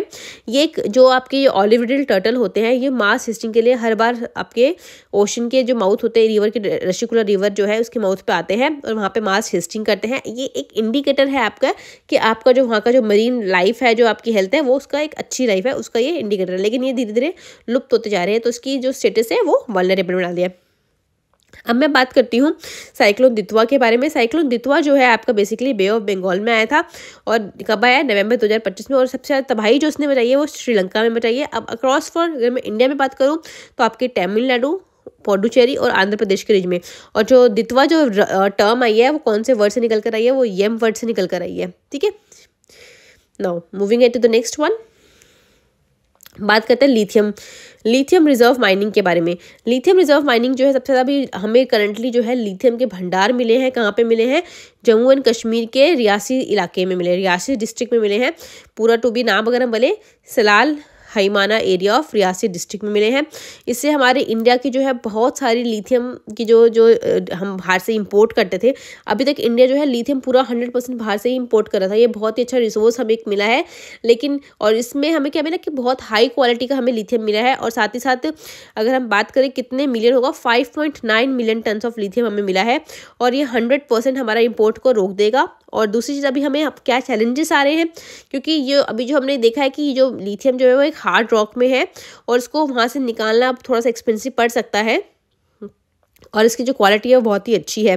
लेकिन कुछ इन्वायरमेंटल कंसर्न्स भी सामने आ रहे हैं कि लिथियम को जब हम एक्सट्रैक्ट करेंगे तो हमें वाटर स्कैरिसिटी और सिस्मिक रिस्क देखना पड़ेगा। वाटर स्कैरिसिटी क्यों देखना पड़ेगा, क्योंकि जब हम कोई भी माइन में से हम कुछ भी निकालेंगे, माइनिंग करते हैं, तो हमें पानी की बहुत एक्सटेंसिव ज़रूरत पड़ती है। तो ऑलरेडी जो है चेनाब रिवर से हम और भी बहुत प्रोजेक्ट चल रहे हैं, तो उसमें पानी काफ़ी यूज़ हो रहा है, तो वहाँ पे जो पानी की जो है स्कैरिसिटी इस वजह से बढ़ सकती है। और साथ ही साथ जब हम माइनिंग करते हैं तो हमें भूकंप वाली जो चीज़ें होती है, सिस्मिक रिस्क तो है काफ़ी, क्योंकि ऑलरेडी ये जोन 5 में डिक्लेयर हो चुका है, तो काफ़ी हाई रिस्क है, तो ये वाली प्रॉब्लम भी थोड़ी फेस करनी पड़ सकती है। ठीक है, तो नेक्स्ट बात करते हैं अपना कार्बन क्रेडिट गाइडलाइंस के बारे में। कार्बन क्रेडिट गाइडलाइंस में बेसिकली हमें ये देखना है कि हमें जो लोकल कम्युनिटीज़ हैं हम उनको कार्बन क्रेडिट जो है उनसे हम सेल और परचेस करेंगे। हम उन्हें बोलेंगे आप ये चीज़ें फॉरेस्टेशन के लिए हम करें, जिससे हम वो ऐसे ग्रीन कार्बन क्रेडिट यूज़ करें, और उसी से हम प्रॉफिट वगैरह करेंगे, सॉलिड उनको प्रोजेक्ट्स बेचेंगे और उनको है कार्बन क्रेडिट करेंगे और उससे सेलिंग करेंगे। नेक्स्ट हम बात करते हैं कुछ पॉलिसीज़ के बारे में, बायोलॉजिकल डाइवर्सिटी रूल्स के बारे में। न्यू रूल्स आए हैं, किसने करे हैं? Ministry of environment forest and climate change ने की है। बहुत सारी चीज़ों को इससे क्या इम्पैक्ट पड़ेगा हमें, इसमें बेसिकली कुछ बहुत सारे जो चीज़ों को, जो छोटे छोटे जो माइनर क्राइम्स थे उसको डीक्रिमिनलाइज किया गया है, पेनल्टीज़ को यूनिलाइज किया गया है, कि सिविल पेनल्टीज़ को बढ़ा दिया गया है, जैसे कि 1 लाख से 50 लाख तक की पेनल्टीज़ है। बहुत सारी माइनर चीज़ों को हमने ऑफेंस में लेकर ही नहीं आया है। इसका कॉम्प्लाइंस को बढ़ाया है, मतलब ईज़ ऑफ कॉम्प्लाइंस के, आपको ईजिली लाइसेंस वगैरह मिल जाएगा। आप वहाँ पे जो आपको जो सिंप्लीफाई कर दिया, उसका जो प्रोसीजर्स हैं उनको सिंप्लीफाई कर दिया है। और बहुत सारे जो है आयुष, मतलब वहाँ पे जो प्लांट्स, मेडिसिनल प्लांट्स है, उसकी रिसर्च वगैरह के लिए उनको इनिशिएटिव दिया कि आप जो है प्रमोट करें, कल्टिवेशन करें मेडिसिनल प्लांट्स का, और उनकी रिसर्च वगैरह को फैसिलिटेट किया गया है। नेक्स्ट हम बात करते हैं एनवायरमेंटल अकाउंटिंग, इन्वीसेट बोलते हैं जिसे, इन्वीसेट 2025। ये आपका 8th टाइम रिलीज़ किया, किसने किया है? मॉस्पी ने। मॉस्पी क्या है? Ministry of statics and programme implementation scheme, ठीक है। और इसने इसको रिलीज़ किया है, यूज़ किया है एफडीईज 2013 का फ्रेमवर्क। इसके फुल फॉर्म क्या है? Framework for development of environment and statics.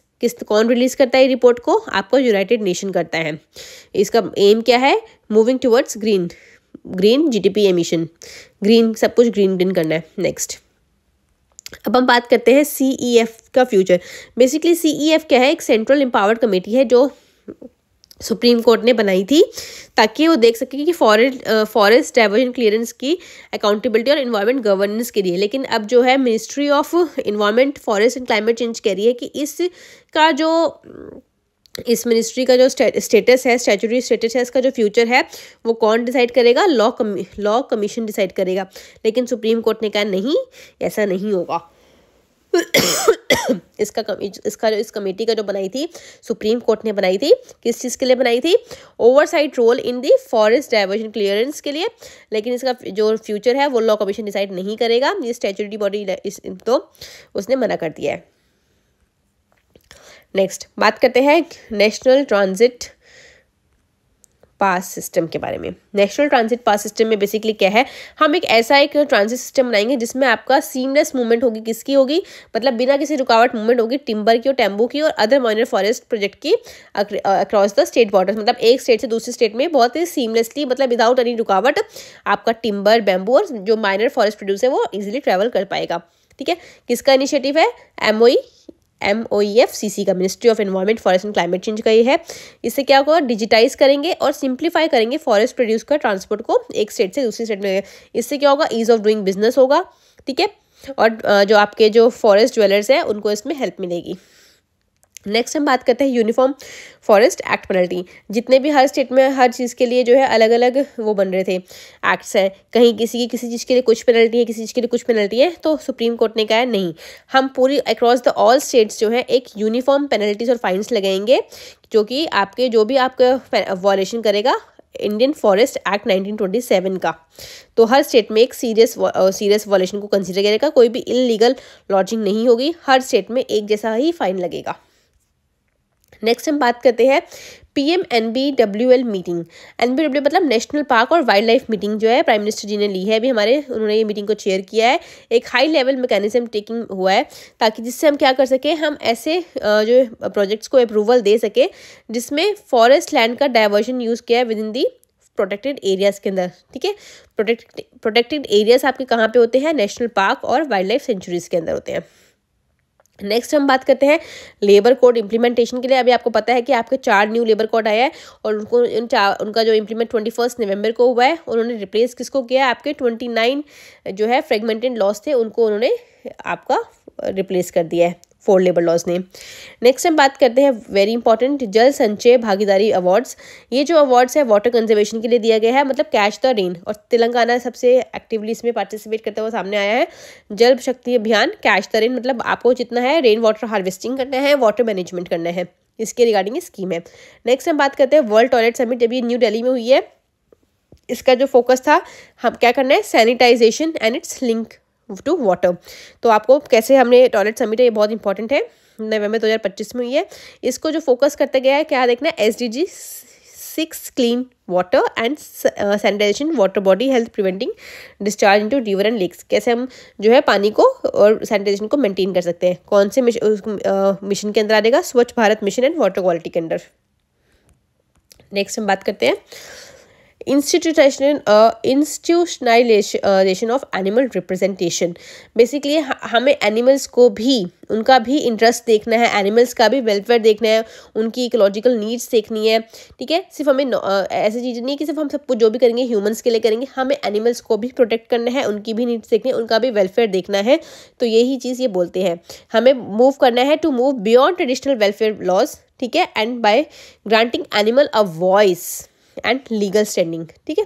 Next हम बात करते हैं इन्वेजिव स्पीशीज़ पॉलिसी की। अभी तक एज ऑफ नाउ इंडिया में कोई भी इन्वेजिव स्पीशीज़ मतलब क्या होता है कि ऐसी एक कोई स्पीशीज़, ऐसा कोई एनिमल या फिर ऐसी कोई, इट कैन बी स्पीशीज़ में कुछ भी हो सकता है, एनिमल या कोई फ्लावर या फिर कोई भी ऐसा पौधा आ जाए जो आपकी जो नेटिव स्पीशीज़ है उसको पूरा खा जाए, मतलब उसको ख़त्म ही कर दे, तो उसको बोलते हैं इन्वेजिव। मतलब बाहर से आया हुआ एक मतलब एलियन हो गया, इन्वेजिव मतलब एलियन स्पीशीज़ हो गई, जो कि हमारी जो नेटिव स्पीशीज़ है उसको वो उसके लिए खतरा बन गया है, ठीक है। तो जो वो खतरा कौन बन गया है, वो आपका लेंटेना कैमरा की हम बात करते हैं, जो कि बहुत ज़्यादा एक जो है इन्वेसिव स्पीशीज़ है, ठीक है। और इसकी वजह से क्या हो गया कि आपके बहुत सारे प्लांट्स की स्पीशीज़ को वो खतरा बनता जा रहा है। तो लेंटेना कैमरा जो एक हाईली एग्रेसिव वुडी श्रब है, जो कि इंट्रोड्यूस हुआ था as an ornamental plant in 1800s में, अर्ली 1800s में।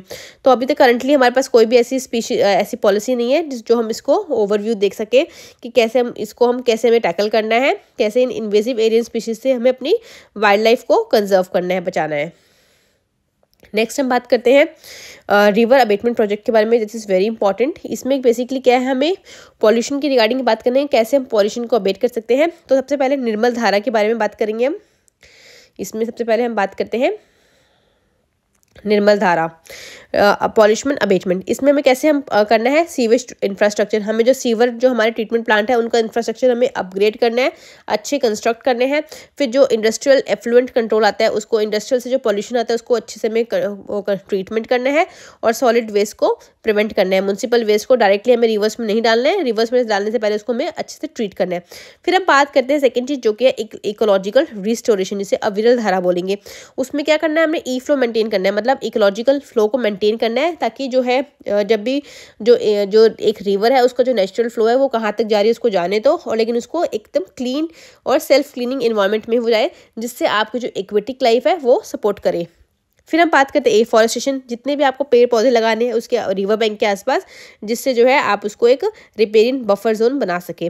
फिर बात करते हैं रिवर फ्रंट डेवलपमेंट। आपको रिवर फ्रंट की जो है वहाँ पे आपको रिपेयर करना है, कंस्ट्रक्शन करनी है। हाइजीन घाट की, जो आपके जो बरियल्स होते हैं उसको अपने जो क्रिमेशन की जो चीज़ें होती है वहाँ पे डायरेक्टली हम रिवर में डिस्पोज ना करके इको फ्रेंडली हमें क्रेमेटोरिया बनाना है to reduce the disposal of unburned material into the river. Next हम बात करें Mula Mutha river pollution abatement project के बारे में। ये भी बहुत न्यूज़ में है। ये कहाँ पर है आपको ये पता होना चाहिए। ये आपका महाराष्ट्र में है। Mula Mutha river pollution abatement project कहाँ पर है, आपके महाराष्ट्र में। कहाँ पर, पुणे म्यूनसिपल कॉर्पोरेशन और पिंपारी चिनवाड़ा म्यूनसिपल कॉर्पोरेशन के अंडर आता है ये। नेक्स्ट पीएम कुसुम स्कीम के बारे में बात करें। बेसिकली इसमें क्या है, आपको अगेन सोलर एनर्जी का यूज़ करना है आपके एग्रीकल्चर प्लांट्स में। आपको जितने भी आपके एग्रीकल्चर लैंड्स वगैरह हैं, आपको solar pump, grid connected solar power करने हैं, अपने लैंड्स पे यूज़ करने हैं, जिससे हम जो है डीजल का जो यूज़ है वो रिड्यूस करें। डीजल तो उससे क्या होगा, आपको ग्राउंड वाटर भी यूज़ नहीं करना पड़ेगा और आपकी सोलर एनर्जी का यूज़ आप कर सकते हो। तो पीएम कुसुम स्कीम में क्या है, आपको सोलर एनर्जी का यूज़ करना है एग्रीकल्चर में। फिर हम बात करते हैं integrated development of wild habitat के बारे में। इसमें जो है हमें ये देखना है कि 18% इंक्रीज हुआ है आपका फंड का, आपका project tiger and well elephant में। नेक्स्ट हम बात करते हैं टोटल रामसर साइट्स के बारे में। हमारी जो रामसर साइट्स है अब 94 हो गई हैं। कुछ साइट्स जो न्यू ऐड हुई है, मैंने पीछे भी बात किया था। तो अभी हमारी बिहार में जो हुई है आपका गोकुल जलाशय जो है और उदयपुर झील, ये दो जो है, उदयपुर झील जो है आपकी बिहार में वेस्ट चंपारण में है और गोकुल जलाशय जो है आपका बक्सर में है। राजस्थान में आपकी खींचान पलहोड़ी में है और साथ ही साथ आपकी मिनार उदयपुर में है, जिसे बर्ड विलेज बोलते हैं। फिर सिक्किम में आपकी आती है खिच्चोपालरी वेटलैंड, जो कि सिक्किम में है। फिर आपका सकारा कोतोई जो है और थीरथांगल जो है आपका तमिलनाडु में है। तो आपकी ये वेटलैंड है, ये आपकी रामसर साइट्स के ऊपर हुआ था। 1971 में एक कन्वेंशन हुआ था रामसर, जो कि ईरान में है, उसी के नाम पे इसका नाम रखा गया है। तो ये जो साइट्स है हमने ऑलरेडी पीछे डिस्कस कर ली है। अच्छा, इसमें एक चीज़ और याद रखना, जो आपकी खिचोलोरा पारी वेटलैंड है। ये एक बेसिकली विश फुलिंग लेक है, मानते हैं सिक्किम में विश फुलिंग लेक है, जो कि by local Buddhist and Hindus ने बोला कि हाँ इसमें जो लेक है ये आपकी विश को फुलफिल करती है। नेक्स्ट हम बात करते हैं पन्ना बायोस्फीयर रिजर्व के बारे में। पन्ना बायोस्फीयर रिजर्व जो है ये एक थर्ड बायोस्फीयर रिजर्व है। कहाँ पर है? मध्य प्रदेश में, आफ्टर पंचमढ़ी एंड अचानकमर अमरकंटक के बाद। ठीक है, इसका जो इंटरनेशनल स्टेटस है UNESCO world network of biosphere reserve under the man and the biosphere programme 1922 के। ये 12th साइट है इंडिया की जिसको ये स्टेटस रिजर्व किया गया है, और इसी पे ही आपका बेटवा केन लिंक प्रोजेक्ट भी है, जो कि फर्स्ट रिवर इंटरलिंकिंग प्रोजेक्ट है initiative in India to advance the implementation stage with the foundation stone having been laid, construction work commencing since lastly 2024 and 25। Next हम बात करते हैं छेल स्नेक हैट के बारे में, जिसे हम चना एम्फीबिया भी बोलते हैं। इसकी वापस रीडिस्कवरी हुई है वेस्ट बंगाल में आफ्टर 80 ईयर्स, जो कि क्रिटिकल इंडेंजर है। अरुणाचल प्रदेश में कुछ वापस डिस्कवरीज हुई है। क्या हुई है? न्यू स्पीशीज की डिस्कवरी हुई है। कौन है वो? एक आपका हॉर्न्ड फ्रॉग है, जिसका जो जीनस नाम है Xenophrys apatani and plant Ophiorrhiza गुजरेना। I am sorry if I am pronouncing it wrong, you may recall the name. ठीक है, इसका नाम है जीनोफ्रिस अपटानी, ये फ्रॉग है। और एक दूसरा जो प्लांट है वो है ओम्फीहोरिजा गुजरेलिना। ठीक है, ये इसका नाम है। नेक्स्ट हम बात करते हैं हुकॉक जिबॉन स्टेटस के बारे में। हुल हॉक जो है आपका बेसिकली एक एप स्पीशीज़ है, जो कि सिर्फ और सिर्फ ओनली स्पीशीज़ इंडिया की है।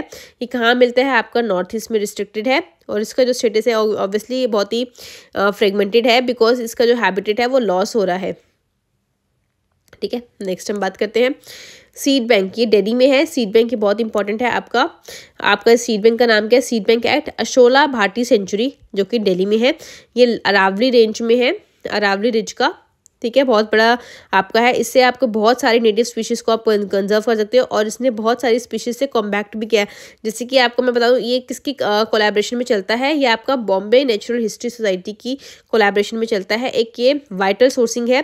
बहुत सारी स्पीशीज इसमें जो है जो सीड्स हैं इसमें है, जैसे कि बहुत हार्डली जो मिलती है स्पीशीज़, जैसे कि आपकी दाहू, एक्सेल फूड, वुड ट्री, आपकी रोहिडा और वेरियस इंडिजिनियस ग्रास की यहाँ मिलती है। इसी ने विलायती किक्कर को भी काउंटर किया है, जो कि एक इन्वेजिव स्पीशीज है, जिसने नेटिव ग्रोथ और उसको भी which suppresses the native growth and reduce biodiversity.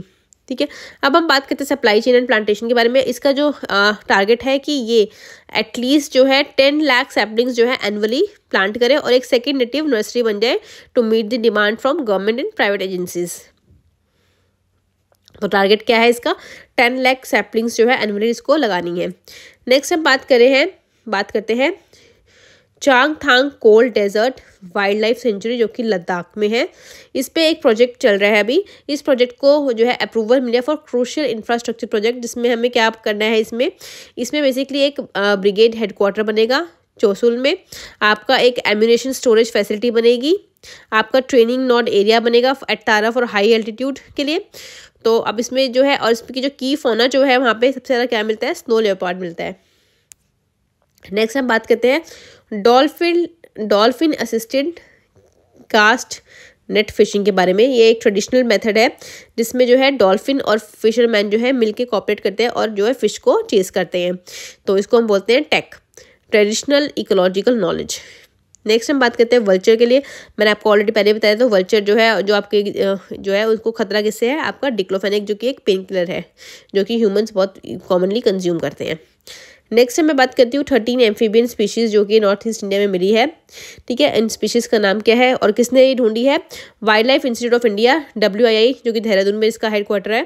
Primarily bye किसने सर्च किया? नाम किसका है? बीतूपान बुर्रा, doctor Abhijit Das along with doctor V Deepak from natural history and museum London. जो 13 स्पीशीज़ है वो कौन कौन सी है? बुश फ्रॉग की है। कहाँ से मिली है? आपकी अरुणाचल प्रदेश से 6 मिली है, मेघालय से 3 मिली है, और कहाँ से मिली है? असम से, मिजोरम से, नागालैंड, मणिपुर से। आपको अगर चाहो तो अब इन स्पीशीज़ का नाम मैंने आपको दिया हुआ है, आप इसकी PDF में देख सकते हो। आपको इसकी PDF जो है टेलीग्राम से मिल जाएगी। नेक्स्ट हम बात करते हैं सीक और डुगोंग के बारे में। ये बहुत ही वल्नरेबल है, इसकी सिर्फ 200 से 250 ही पॉपुलेशन बची है। इसके जो बच्चा जब देता है, इसका रिप्रोडक्टिव रेट बहुत स्लो है, 3 से 7 साल लग जाते हैं और 1 काफ प्रोड्यूस होने में, और इसकी जो लाइफ है वो 70 ईयर्स तक है। इसको हम फार्मर्स ऑफ द सी भी बोलते हैं, क्योंकि ये सी में नीचे बहुत ज़्यादा मल्चिंग करते रहते हैं। तो उससे क्या होता है कि सी की जो लाइफ है वो उसकी वजह से फ्रेश और डाइवर्स वेजिटिफिकेशन वगैरह वहाँ पे होता रहता है, वेजिटेशन होता रहता है। तो ये उसको बोलते हैं। ये कहाँ मिलते हैं इंडिया में, कहाँ मिलते हैं? ये गल्फ ऑफ मन्नार में, Palk bay, gulf of Kutch, Andaman and Nicobar island में मिलते हैं। इसका जो है अभी जो है फर्स्ट एवर जो है कंजर्वेशन बना रहे हैं, इसका रिजर्व बना रहे हैं। कहाँ पे? पाक बे में 2002 में, जो कि तमिलनाडु में है। नेक्स्ट हम बात करते हैं अगस्त्यमलई बायोस्फीयर रिजर्व के बारे में, जो कि कहाँ पर है? आपका सदर्न वेस्टर्न घाट में है, जो कि कहाँ पे स्टैंड करता है? आपका borders between Kerala and Tamil Nadu के बीच में। हाईएस्ट पीक जो है इसकी, जो अगस्त्यमलई, जो किसके नाम पे पड़ी है? ये आपके एक हमारे ऋषि थे जिनका नाम था अगस्त्य, उन्हीं के नाम पे इसके भी है। और इसकी जो पीक है उसकी हाइट कितनी है? 1868 मीटर का है। ठीक है। और दूसरी चीज़ से हम बात इसमें क्या करेंगे, कहाँ पर है? इसमें आपका केरला में कहाँ पड़ता है इसका? आपका शेंड्रोने पेपरा न्यूमर वाइल्ड लाइफ सेंचुरी। तमिलनाडु में कलाकाड मुदनथुराई टाइगर रिजर्व। ये इसका जो बायोडाइवर्सिटी हॉटस्पॉट की अगर मैं बात करूँ तो वेस्टर्न घाट और श्रीलंका में। वेजिटेशन की बात करूँ तो यहाँ पे क्या है? ट्रॉपिकल वेट एवरग्रीन फॉरेस्ट और मोंटेना शोला ग्रीन मोजाइक। ठीक है, हाई एल्टीट्यूड में मिलती है। अगर मैं की फौना की बात करूँ तो उसमें लॉयन टेल्ड, नीलगिरी तहार और Asian elephant and Bengal tiger मिलता है। बर्ड्स की मैं बात करूँ तो ग्रेट पीट हॉर्नबिल मिलती है। ये इसकी कुछ इंपॉर्टेंट चीज़ें है अगस्त्यमलई कहाँ पर, आपको ये याद रखना चाहिए। नेक्स्ट बात करते हैं बेलम हेल्थ एक्शन प्लान। मैं ऑलरेडी पढ़ चुकी हूँ कि हमें जो डेंगू मलेरिया जैसे अपनी जो साथ साथ उन सारी चीज़ों को हमने स्टार्टिंग में मैंने बता चुकी हूँ ऑलरेडी, उसको आप देख लेना रिवर्स करके। नेक्स्ट हम बात करते हैं global R&D and green take के बारे में। इसमें बेसिकली क्या है कि आपको हर जगह आजकल ग्रीन टेक्नोलॉजी की बात हो रही है, तो हम जितनी भी चीज़ें हैं उसमें हमें ग्रीन टेक्नोलॉजी का यूज़ करना है। इन्वेस्टमेंट में बेसिकली हमें clean energy, sustainable technology use करनी है, लाइक बैटरी स्टोरेज जो है, हमें बैटरीज जो है ग्रीन टेक्नोलॉजी यूज़ करनी है, कार्बन कैप्चरिंग हमें ग्रीन करनी है, ग्रीन हाइड्रोजन यूज़ करनी है, जिससे मैसिव जो है इंक्रीज हो सके, आपकी गवर्नमेंट की सब्सिडीज़ वगैरह पे इसमें रिड्यूस कर सके और हमें जो है क्लीन एनवायरनमेंट मिल सके, और इस पर और हमें रिसर्च करनी है इसी के रिगार्डिंग। नेक्स्ट हम बात करते हैं प्रधानमंत्री धन धान्य कृषि योजना, वेरी इंपॉर्टेंट। ठीक है, इसमें बेसिकली क्या है, एक सेंट्रल सेक्टर की स्कीम है जिसमें हमें ट्रांसफॉर्म करना है इंडियन एग्रीकल्चर सेक्टर को। इसमें जो दिया गया है एनुअल जो बजट दिया गया है वो है 24,000 करोड़ का, जिसको 6 साल तक मिलेगा, और ये कहाँ पे? रबी सीजन के लिए दिया गया है। इसमें हमें बेसिकली टारगेट क्या है, हमें 100 ऐसे अंडर परफॉर्मिंग एग्रीकल्चर डिस्ट्रिक्ट को देखना है पूरी कंट्री में से, जिसमें हमें बेनिफिट देना है अप्रॉक्सीमेटली 1.7 करोड़ फार्मर्स को, जिसमें आपके small and marginal land holders होंगे, उनको हमें इसमें सपोर्ट देना है इस चीज़ के लिए। तो इसका जो स्ट्रेटेजिक पिलर है जिसको हम क्या बोलते हैं? Convergence, competition and collaboration.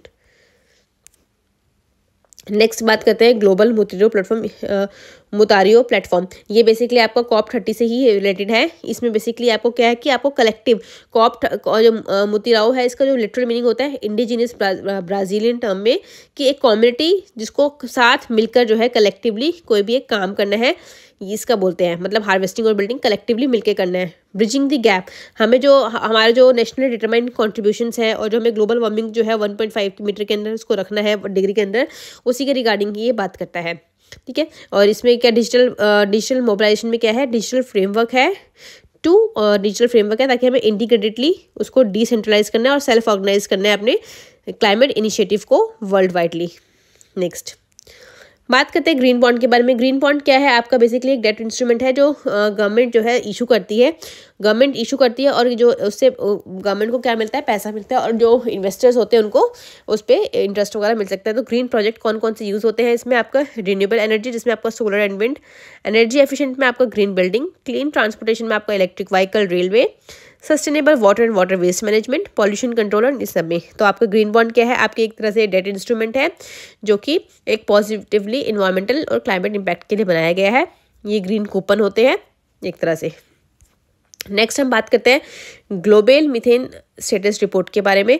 इस पर्टिकुलर रिपोर्ट में जो है ये बताया गया है कि 5% जो है, जो प्रोजेक्टेड हमने जो किया है कि 5% हायर है 2030 में देन 2020 में ग्लोबल का जो मीथेन जो निकली है। तो इंडिया की जो पोजीशन है वो थर्ड लार्जेस्ट एमिटर है। इंडिया जो है थर्ड लार्जेस्ट एमिटर है। और सबसे ज़्यादा कहाँ से आता है, और जो मतलब थर्ड लार्जेस्ट है मतलब 9% जो पूरा ग्लोबल जो आपका ग्रीन हाउस गैस में से मीथेन जो निकल रही है वो इंडिया ही करती है। और इंडिया में सबसे ज़्यादा कहाँ से निकल रहा है, आपका एग्रीकल्चर से। आपके जो पैडी फील्ड्स होती है वहाँ से सबसे ज़्यादा मीथेन निकलती है, 42% ऑफ ग्लोबल एमिशन। ठीक है, तो ये इसका पूरा का पूरा हुआ है। अब हम नेक्स्ट बात करते हैं वर्ल्ड हैप्पीनेस रिपोर्ट के बारे में। वर्ल्ड हैप्पीनेस रिपोर्ट में इंडिया की जो रैंकिंग है वो 118 है out of 147 country. Total top countries में कौन सी है, फिनलैंड हमेशा 8वीं बार फर्स्ट आई है फिनलैंड, फिर आपकी डेनमार्क और आइसलैंड। ठीक है, कौन कौन से इंडिकेटर्स होते हैं ये आपसे पूछ सकते हैं। GDP per capita, social support, health life expectancy, freedom to make life choices, generosity, perception of corruption. तो ये 6 इंडिकेटर्स पे ये आपकी वर्ल्ड हैप्पीनेस रिपोर्ट बनती है। इंडिया की रैंक 118। फिर हम बात करते हैं ई फ्लो। ई फ्लो मतलब इकोलॉजिकल फ्लो के बारे में बात कर रहे हैं। हमने ऑलरेडी पीछे भी देखा था, मतलब हमने जो एक जो रिवर है उसका मेन जो फ्लो है उसको रोकना नहीं है। वो जहाँ तक जाएगी वो जाए अपने नेचुरल वे में, और उससे क्या होगा आपकी, और उसको एक साफ सुथरा पानी मिले। क्वांटिटी एंड टाइमिंग जो है, quality of water flow required in a river, उसको एक साफ पानी मिले। उससे क्या होगा आपकी एक्वेटिक लाइफ को भी सपोर्ट मिलेगा। ठीक है, तो उससे क्या होगा आपकी जो जितने भी आपके जो नेचुरल फंक्शंस हैं वो उसको सपोर्ट करेंगे, लाइक फिशेज एंड डॉल्फिन वगैरह वो उसमें होगा। तो कौन सी मिनिस्ट्री देख रही है, मिनिस्ट्री ऑफ जल शक्ति देख रही है। फ्रॉम कौन से मिशन के थ्रू, जल mission for clean Ganga. Next हम बात करते हैं बायो रेमेडिएशन के लिए। ये बेसिकली क्या होता है, इसमें बेसिकली आपको क्या करना है, कॉस्ट इफेक्टिव सस्टेनेबल ऑल्टरनेटिव है traditionally to clean up the method for tackling the pollution को कंट्रोल करने के लिए। तो बहुत सारी चीज़ों में आजकल बायो रेमेडिएशन जो है यूज़ हो रहा है। उससे क्या होगा आपका रिवर क्लीन अप कर रहे हैं, ठीक है, वेस्ट ट्रीटमेंट में कर रहे हैं, अर्बन सीवेज ट्रीटमेंट में ये टेक्निक यूज़ हो रही है। तो ये टेक्निक बहुत ज़्यादा यूज़ हो रही है, तो इससे हमें वेस्ट ट्रीटमेंट को, पॉल्यूशन को रिड्यूस करने में हेल्प मिल रही है। नेक्स्ट मैं बात करती हूँ जियो इंजीनियरिंग टेक्निक के बारे में। इसमें बेसिकली आप जैसे जियो इंजीनियरिंग टेक्निक से आपने क्लाउड्स में इंजेक्ट कर दिया एरोसॉल्स स्ट्रेटोस्फीयर में, जिससे आप क्या करोगे, आप वो जो सनलाइट जो है उसको वापस वो रिफ्लेक्ट कर देंगे और इससे जो अर्थ का टेम्परेचर है वो थोड़ा सा कूल कर सके। लेकिन इसकी जो कंट्रोवर्सी निकल के ये आ रही है कि इससे क्या होगा कि बहुत ज़्यादा सीरियस इम्पैक्ट आने वाले टाइम में हम देख सकते हैं। और जो लास्टली अब देखते हैं WWDC 2025 की थीम क्या है, वर्ल्ड वाइल्ड लाइफ डे में जो इस बार जो 2025 की जो थीम रही है वो है wild life conservation finance investing in people and planet. तो ये मैंने ऑलमोस्ट आपके जो है 99 यहाँ पे लिखा हुआ है, ऑलमोस्ट 100 के मैंने अप्रॉक्सीमेटली आपके करंट अफेयर्स मैंने इसमें कवर कर लिया है। मैं इसकी एक 500 MCQ की एक वीडियो ज़रूर लेकर आऊँगी। ये पूरा का पूरा मैंने करंट अफेयर्स इसमें कवर कर दिया 1 साल का। अगर कुछ छूट जाएगा, मुझे लगता है कुछ और इंपॉर्टेंट है क्योंकि अभी दिसंबर में कुछ और डेज बचे हैं, तो मैं भी वो पूरा लेकर आऊँगी। तो आई होप आपको ये वीडियो अच्छी लगे। अगर आपको कोई डाउट है तो नीचे कमेंट में ज़रूर ना। इसकी PDF आपको मेरे टेलीग्राम चैनल से मिल जाएगी, जिसका लिंक मैं आपको नीचे प्रोवाइड करा दूँगी। Thank you.